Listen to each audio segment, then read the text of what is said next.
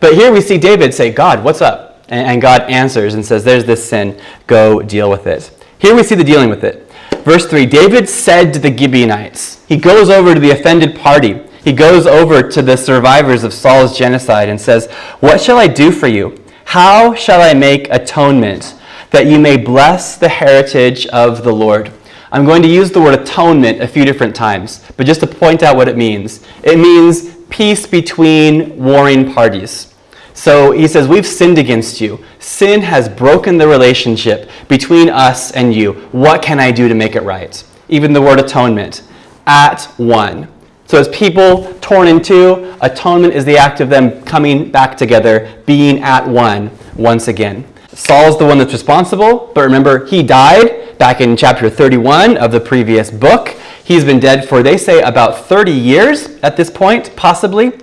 And so they demand that those who belong to Saul stand in as Saul's surrogates. That they stand in the place of the covenant breaker. They stand in the place of Saul. They stand in the place of guilty Israel. Which isn't to say these people are completely innocent. It says in verse 1, on verse 1, the Lord says there's blood guilt on Saul and all of his house.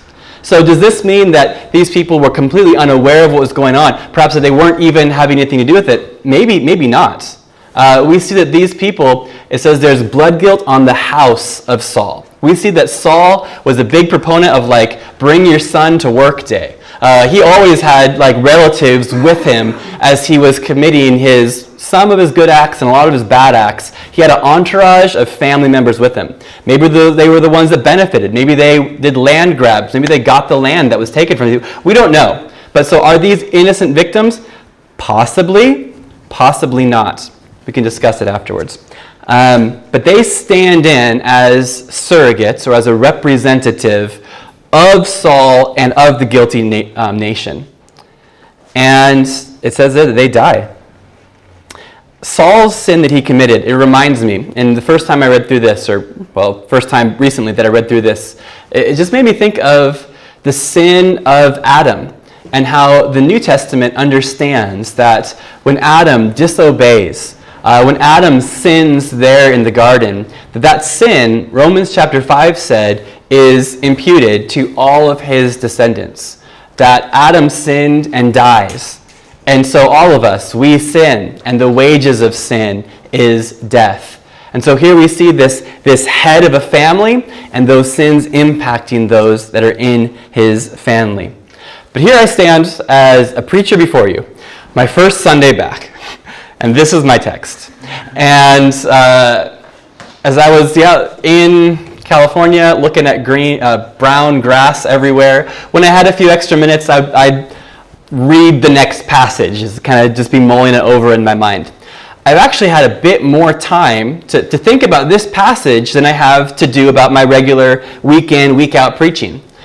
And can I be honest and say, I don't understand all of this? In all humility, I don't get all this. Now, which isn't to say, I never know, lots of times I'm really confident in things. But I know there's certain things that the Bible is super clear about.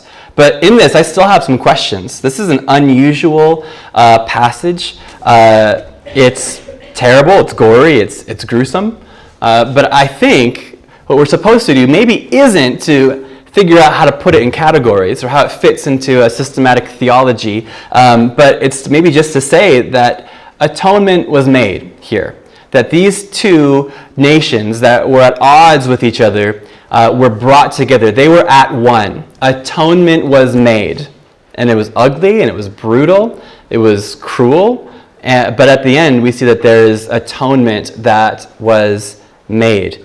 Maybe we're supposed to just think of that. Maybe we're supposed to think that atonement is never nice, but always necessary. That it's never pretty, but it's always gruesome.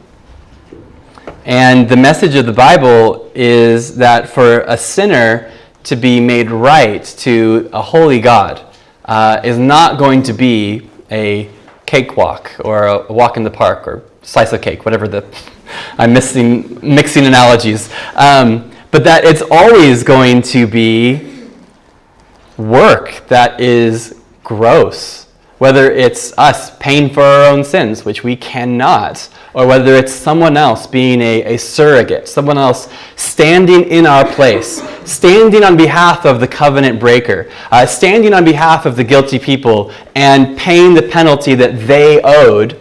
That's the only way, then, that we can be atoned to God, to have that relationship that's been broken by sin be restored. I've been mentioning the books of Moses a lot. I've quoted Deuteronomy, I've quoted Numbers, and now I'm going to quote Leviticus. Well, in Leviticus chapter 1, it just starts right out by describing different kinds of sacrifices that must be made to cause atonement, to bring peace between holy God and unholy people. Leviticus chapter 1 describes the first of many bloody sacrifices that take place in that book. And the worshiper comes and brings a calf before the priest, confesses his sins, and the priest slits the throats of the calf. And from Leviticus chapter 1 all the way to the cross of Calvary, we see that atonement is nasty and repulsive and gross.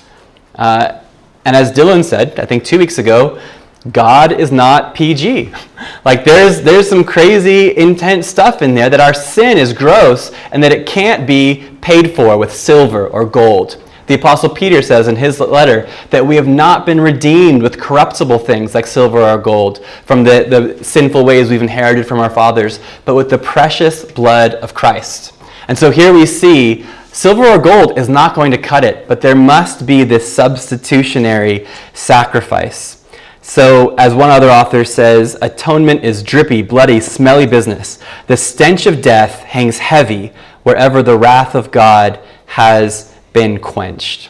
As we sang, Rock of Ages, cleft for me, let me hide myself in thee.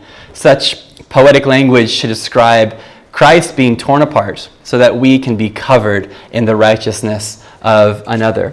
2 Corinthians 5:21 says that God made him who knew no sin, Jesus Christ, to become sin for us, so that we might in him become the righteousness of God. So we see the holy, sinless substitute, which is not present in our passage, stand in the place of guilty sinners, so that atonement, peace can be made between an offended, wrathful, just God who hates our sin but loves us, can say that the sin is punished, but that we can receive the love of God now that the sin has been dealt with.